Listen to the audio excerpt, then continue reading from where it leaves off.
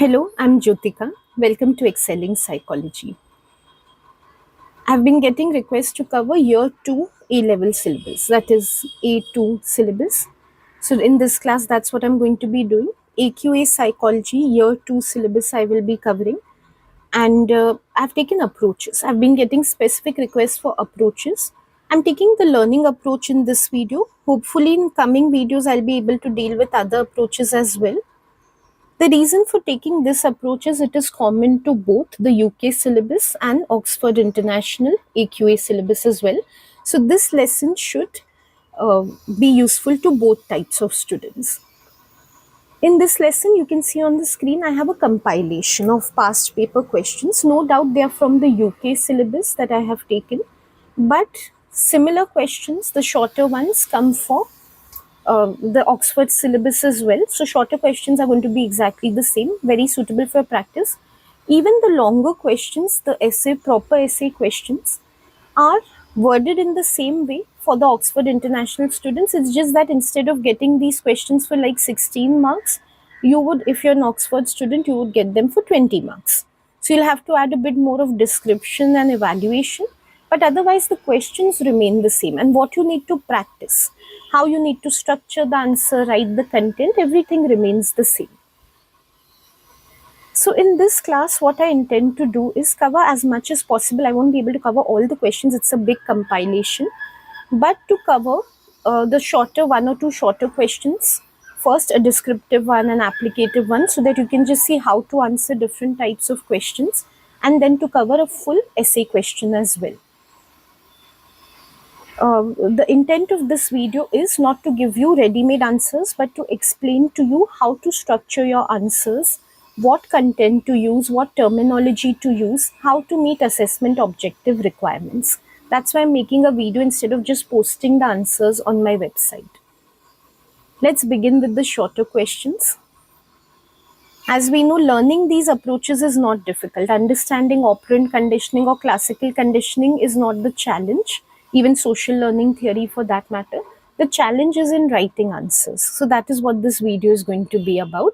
I'm going to write answers. You can take them as model or sample answers. Please don't take them as this is only what you have to write. I'm not giving you answers to memorize.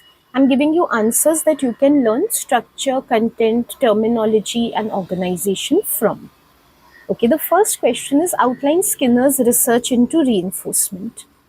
Many students in AQA have this misconception that when they specify research, you have to only cover research studies. That is not what they are asking for. Research refers to studies or theories. So in this answer, I can take multiple approaches. I can cover a specific study by Skinner, which I intend to do here, or I can also cover the general theory revolving around reinforcement. The very basics I can cover: positive, negative reinforcement and punishment, or for that matter, even schedules of reinforcement, interval and ratio based schedules, because they're just saying research into reinforcement. Now, so much of different types of research and theories you must have learned from Skinner, depending on which textbook you are referring to. So, you're free to write any of them. The key challenge here is to condense whatever you're writing into 3 points, because you can see they've allotted only 3 marks.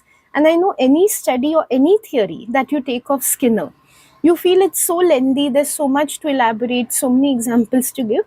So to restrict yourself to 3 points is the challenge. Let's see how we can do that with an example. Before that, let's note, like I do in every video, which assessment objectives have to be met for how many marks for this answer. It's a very direct outline question. No scenario is given. Definitely it does not make for AO2 application. Evaluation is not asked for in any way. So strengths and weaknesses haven't been asked for. It's clearly AO1 only. Only a descriptive answer is expected. What we've learned from the textbook, we have to note that in our own words, of course, using good terminology. I would like to summarize Skinner's classic rat box experiment in this, the Skinner box experiment. So what I'll do is, when it comes to longer answers and we are covering any study, we go by the format aim, procedure, results, conclusion. I'm going to follow the same format. It's just that aim I will write in one sentence, procedure in one, results and conclusion in one. So that will meet a 3-mark requirement and also make the research explicitly clear. So in his classic experiment, with the rat in the box,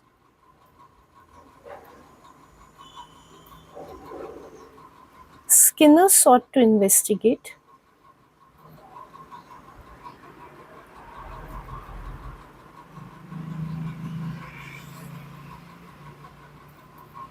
whether consequences of behavior can modify it.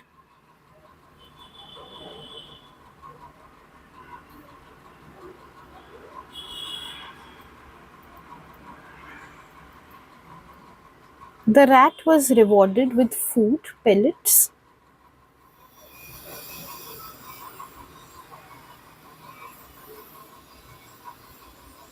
upon pressing a lever.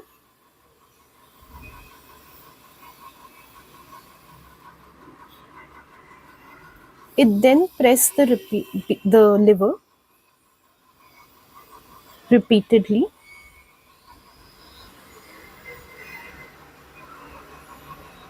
demonstrating that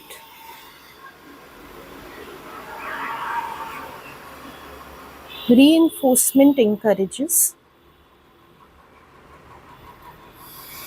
repetition of target behavior.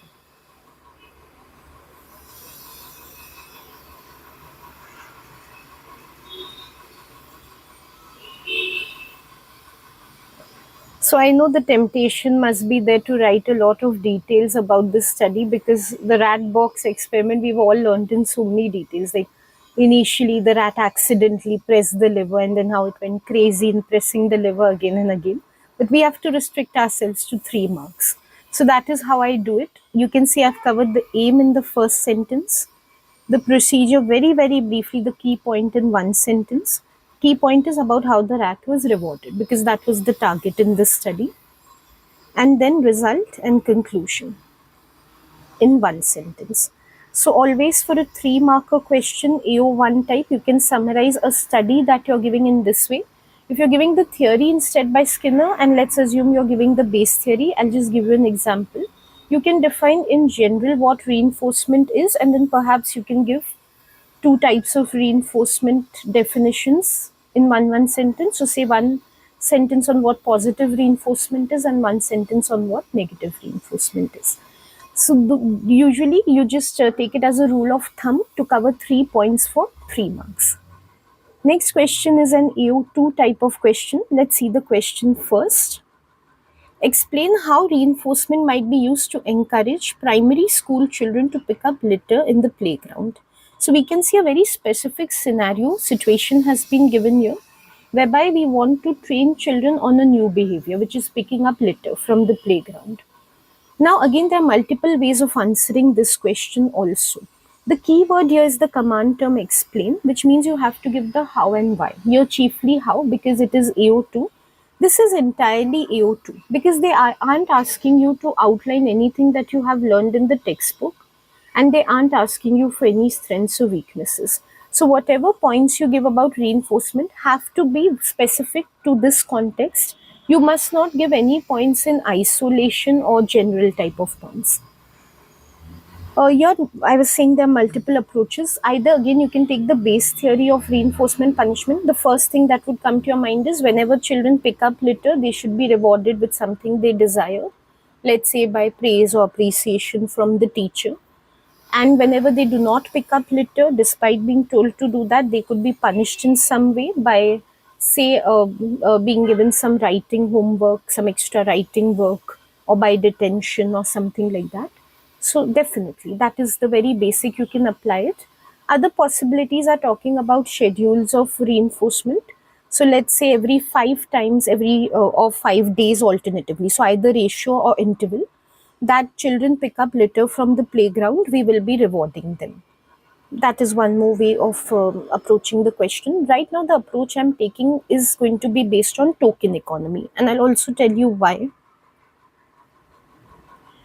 Because when it comes to small children, like we've learned behavioral programs, token economy is a very suitable approach for training them. So when I saw children on the playground, that's the first thing which came to my mind, that token economy should really work here.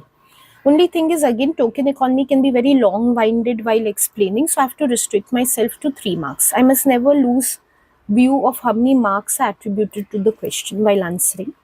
So, when it comes to token economy, I can cover in 3 sentences. One sentence can be about uh, specifying token economy. I don't need to define it in general because this is not AO1. So just specifying that a token economy program will be implemented. Next, describing what the tokens can be. And third, describing for what rewards they can be redeemed. 3 sentences will cover the full how of token economy being applied, and that should be it. Okay, so again, I'll give you a sample answer for this. A token economy program can be implemented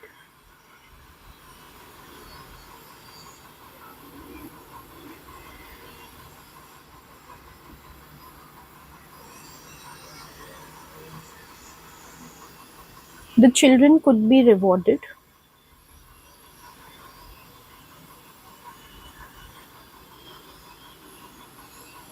with tokens in the form of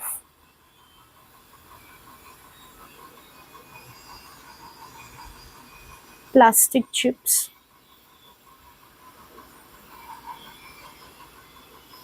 for every day that they picked up litter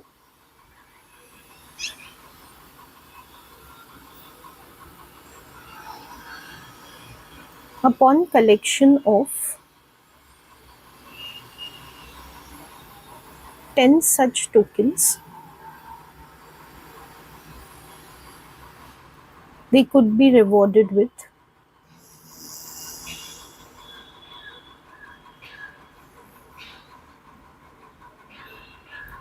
say, a certificate of appreciation in exchange for the tokens.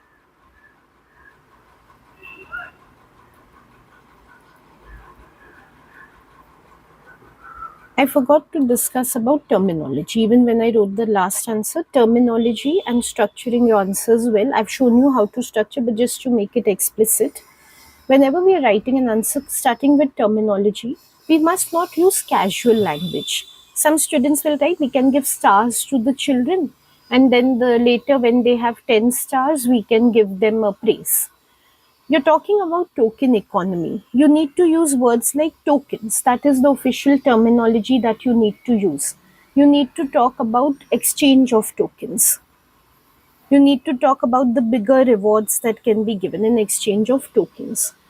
Be it the learning approach or be it any topic in the syllabus, what is important is to use words, terms that you're using, learning in the textbook. Every textbook, at least which I have seen of AQA, and I've seen many of them, has special emphasis on terminology. On the margins, especially, you will have key definitions, keywords, key terms which are presented. So always your attention should be towards them. And in text also, keywords are always boldened and colored like in red or blue. So you should make use of that. When you're answering, you should look like a psychology student is answering and not like someone who's having a casual conversation. In the previous answer also, you will see I have used words like consequences, behavior, reward, reinforcement, repetition. That is how we need to go about writing. These are good terminologies that we use. I know for the shorter answers, many times requirement is not there of using good terminology. It can be reserved for the longer answers. But regardless of whether the requirement is there or not, you should have a habit of writing every answer with good terminology. Because after all, when you're learning, say you're learning classical conditioning or operant conditioning, you know you might have to write longer answers also from them. So why not learn it only with the perspective that I have to use good terminology in the paper? So when you're answering the shorter ones also, automatically when you're writing, you will write with those terms. Always makes your answer look better makes a good impression on the examiner. Impression doesn't count for marks. I know that you don't get good marks because the examiner is impressed with you. You get good marks for your answers that you've written. But why not make a good impression such that the examiner finds it easier to read your answers and doesn't make those type of human errors in getting confused and not getting the point of your answer. So essentially it's about giving clarity to the examiners. Think of it that way. Okay, so I've covered the shorter answers, also talking about structuring. That is one more thing I needed to talk about. For the study, I've made it clear how you can structure always aim procedure results. For a theory like I have it here, and especially when we're applying it, always try to structure in a sequential format. Many students have this bad habit of going back and forth between points, which makes it difficult for the examiner to understand what is happening. Like here you can see I have written kind of stepwise how the token economy program should be implemented. So first, tokens should be rewarded. Later on, when these many tokens are collected, they can be exchanged. Some students will write students can be, these primary school students can be given supposing praise certificates. Then they'll go backwards to say because they must have collected these many tokens. Then they'll introduce the element of how many tokens they must have collected for how many behaviors. Don't write the answer in a haphazard manner. Don't write it in a way that's like very confusing to understand where is it beginning, where is it ending. And what happens when the examiner is reading, they are supposing reading, okay, they'll be given certificates. So the assumption is you're talking about primary or we can say positive reinforcement. And then suddenly you go back and say, but tokens were given. Now the examiner realizes, oh, you're talking about token economy. You aren't talking about direct rewards being given. So it's very confusing to the examiner exactly what are you talking about in the answer. Always have clarity in your answers. It's always suggested before writing. Have clarity of thought. Know your answer fully, what you're going to write, and then put it down on paper. When you just read something comes to your mind, you start writing. That is when you go back and forth. You haven't planned the answer in your mind, you're just jotting it down on paper. So don't have that habit.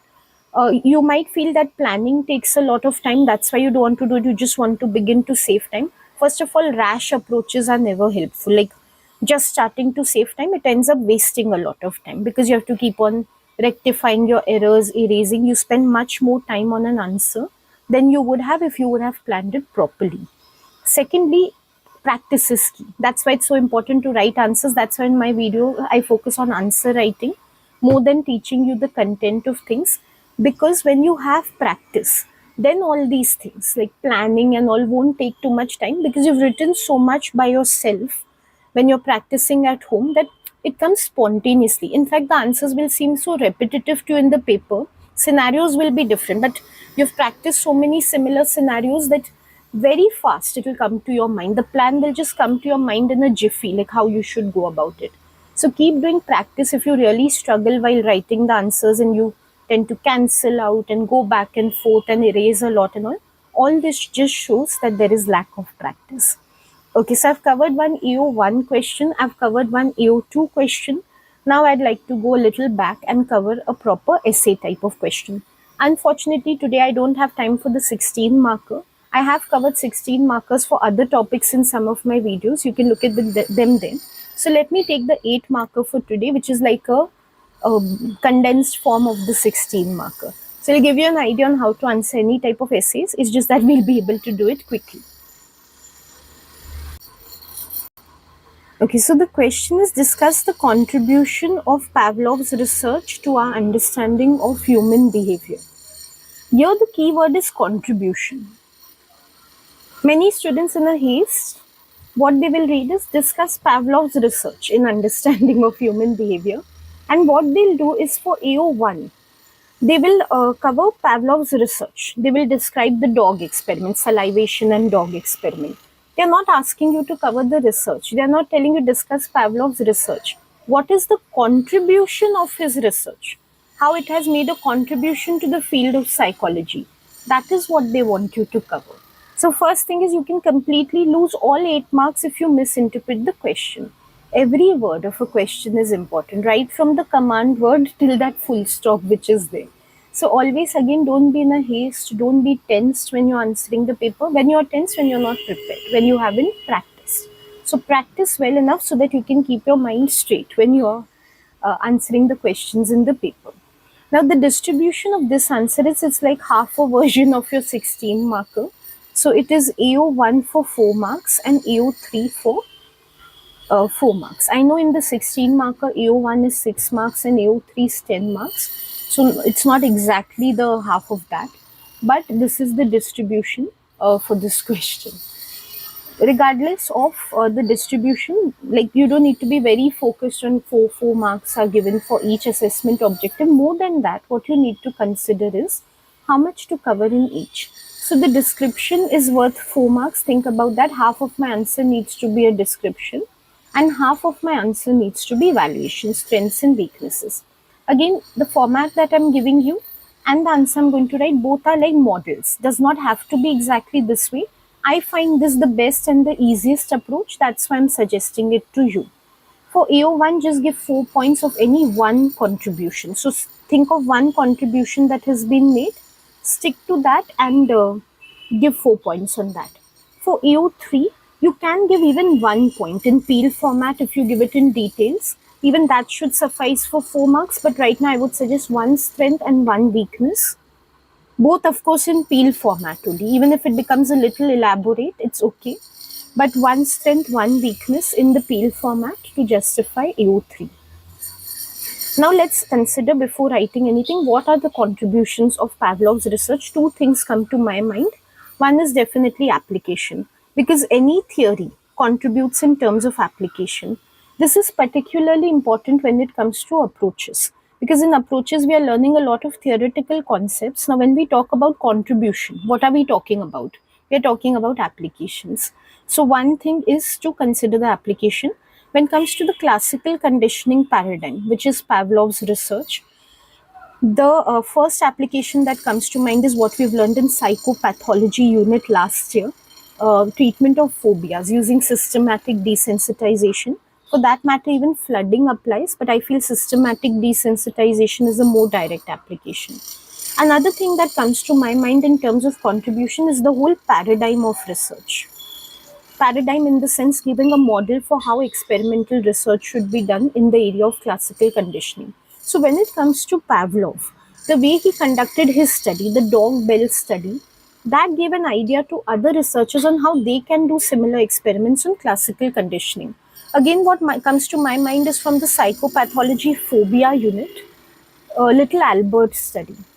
That was done in the exact paradigm of the dog bell experiment. Instead of dog and bell, it was the loud sound being made behind Albert's head and the rat, white rat. So the loud sound was the unconditioned stimulus and the white rat was the conditioned stimulus.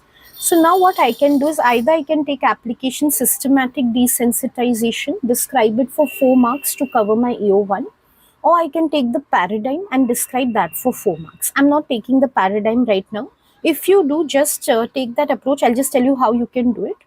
First, describe what the paradigm is in general, taking UCS, CS, UCR, and CR.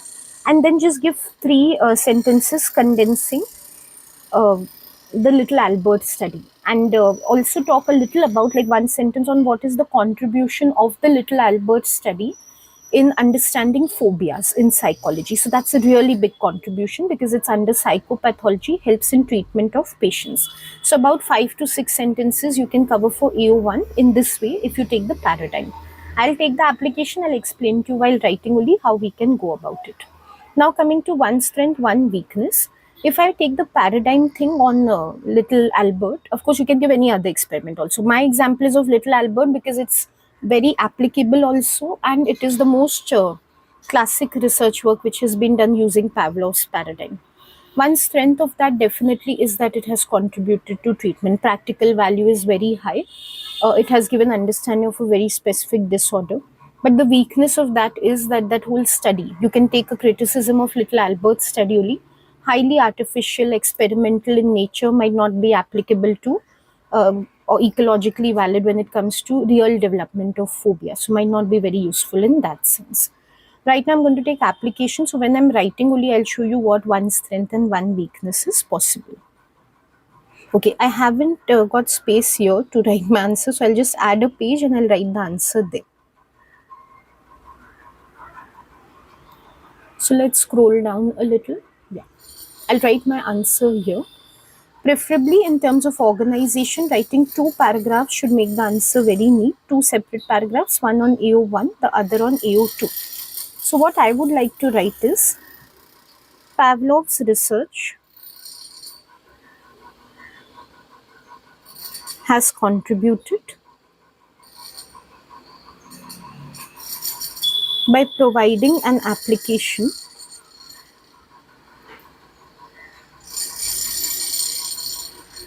in the form of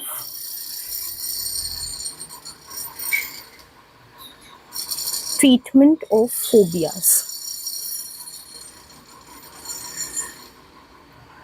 I want you to know two things about how I'm structuring my answer here. One, I'm not wasting any time writing about Pavlov's research because that hasn't been asked. I'm not going to describe the dog bell experiment or general terms like UCS, CS and all because I'm not talking about the paradigm. So for things which I'm not going to receive credit, I'm not going to waste any of my answer space or answer words for that. Secondly, you will notice in my every answer, I directly address the question in the first sentence. They've asked me what is the contribution. Explicitly, I've specified the contribution is treatment of phobias. I will not beat around the bush first with their systematic desensitization, this, that, and in the end, write, oh, this is a treatment for phobias. Begin right at the point where it primes the examiner as to what is going to be discussed in the rest of the answer. Signposting, as I've discussed in my previous videos also. So in the treatment of phobias, specifically a treatment called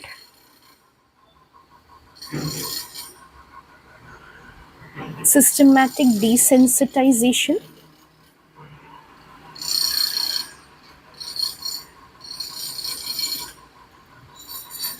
is based on his classical conditioning theory.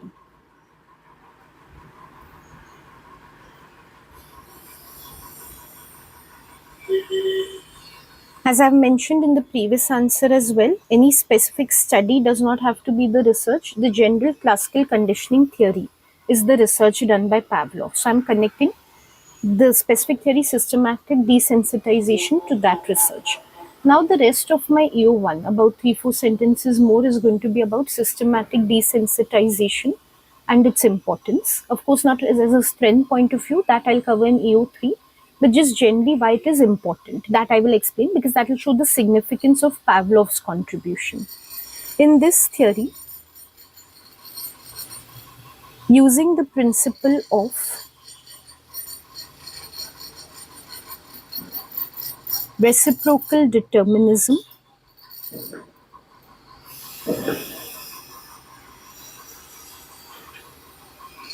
a patient of phobia is taught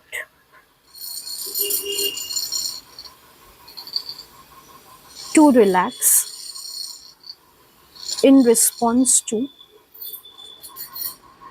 phobic stimuli.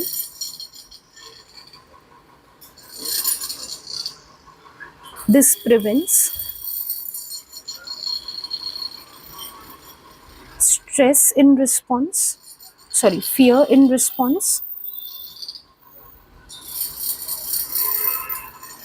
to the stimuli,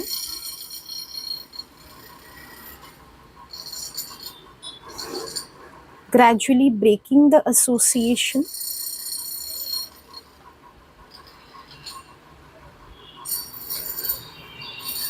between fear and the stimulus,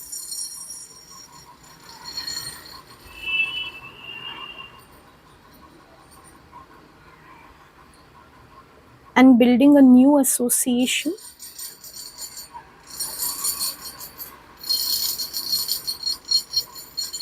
between relaxation and the stimulus.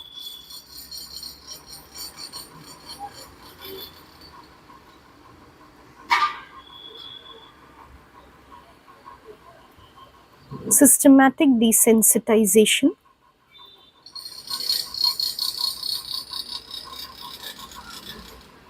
is the most popular behavioral treatment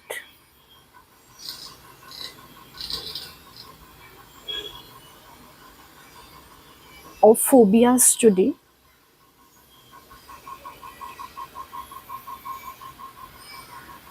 that has been successfully used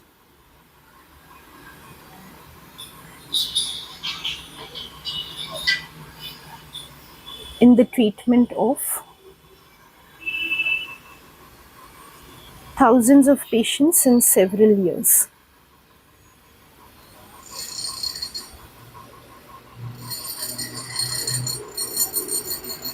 I'm a little short on time, but I will quickly point out to you the use of terminology in my answer. So reciprocal determinism, association, phobia, behavioral treatment, relaxation, fear. You can see all terminologies I've used such that effectively I have used the terminology to bring about how systematic desensitization directly relates with classical conditioning. Association is very important to demonstrate, and that is how I have incorporated the link between classical conditioning and systematic desensitization. So that you can read this answer, keep it in front of you when you're watching this video or refer to it later. I'll upload it on my website and link it in the description box and the pinned comment below. So you need more time to read this answer and understand better the structuring and organization, use of terminology. You'll be able to do that. Let's move towards the next paragraph, which is going to be on AO3. As I've said before, you can have only 1 point, but I'll give 2 points in the Peel format. I don't have time to explain the Peel format right now. You can visit some of my previous videos to understand what it is. One strength of Pavlov's contribution in the form of this treatment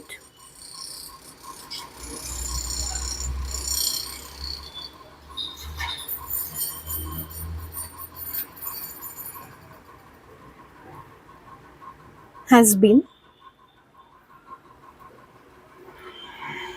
to present an ethical treatment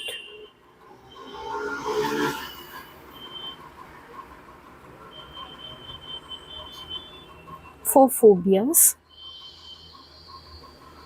I'm going to emphasize how systematic desensitization is ethical. I've already shown the practical value in the past paragraph, but the strength of it being ethical, that I want to bring about as a strength, because we need ethical treatments for phobic patients such that they do not have to undergo any trauma while undergoing therapy. So that I'm taking as a strength. What might come to your mind is I am giving strengths and weaknesses of systematic desensitization in a question on Pavlov. Of course, because systematic desensitization is his contribution. Indirectly, he has led to the treatment which is being given by Volpe. So, of course, when I'm evaluating systematic desensitization, I am evaluating his contribution. So, it makes sense to evaluate it. Unlike alternative treatments like flooding,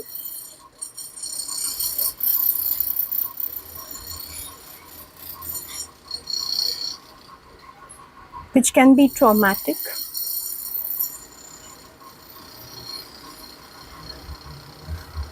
to already fearful patients,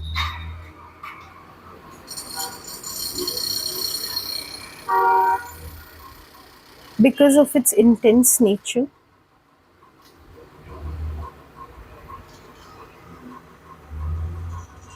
this treatment gradually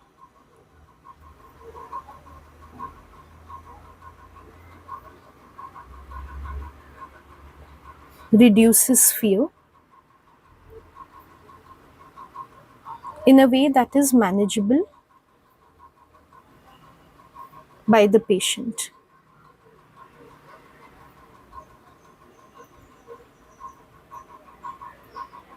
Thus, it helps overcome phobia without causing any harm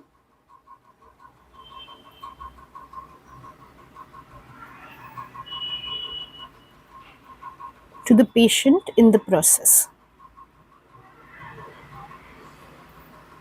An alternative strength could also be the customizable nature of the treatment, developing the hierarchy in accordance with the requirements of the patient, which makes it very successful, a very idiographic type of treatment.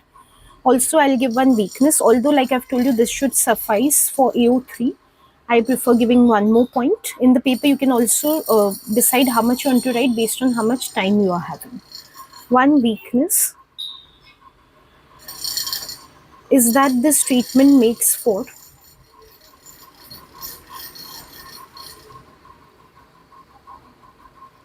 a reductionist therapy for phobia.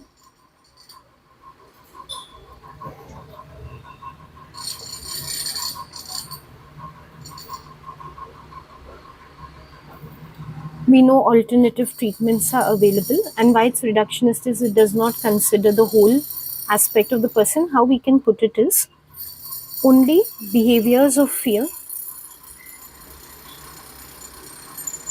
are targeted in it.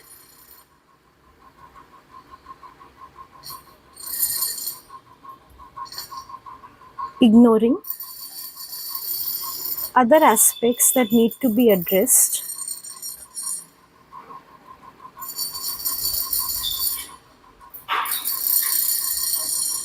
such as biochemical problems in the brains of patients.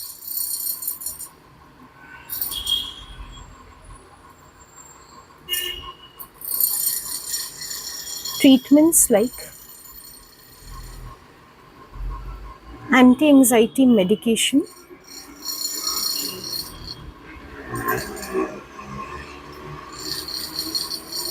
that bring back levels of norepinephrine to normal can help address these issues better.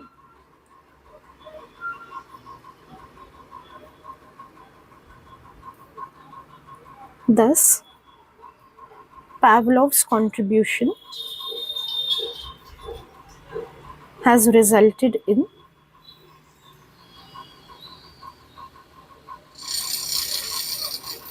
an effective but partial treatment for phobia.